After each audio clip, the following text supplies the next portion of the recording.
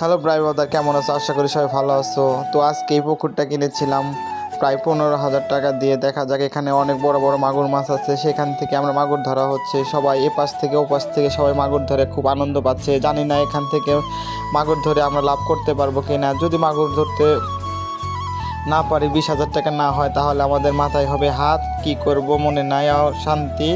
এখন আমরা আছি অশান্তিতে। যেখানে কত মাছ আছে, সবাই মিলে মাছ ধরতেছে, আনন্দ করতেছে। ওই পাশ থেকে সবাই দেখতেছে আমরা মাছ ধরতেছি পুকুরের।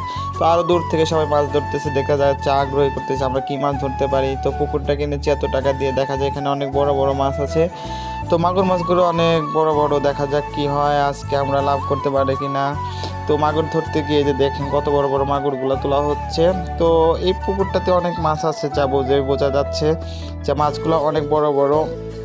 তো আমরা মাছগুলো তুলতেছি আস্তে আস্তে। দেখুন অনেক বড় বড় এখানে মাগুর মাছ আছে, যা দেখার মতো। যে একটা হিট হয়ে গেছে, কত সুন্দর সুন্দর মাছ।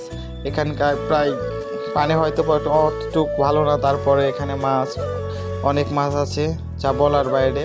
তো একের পর এক টপাটপ মাগুর মাছ তোলা হচ্ছে। দেখা যাক কি হয়।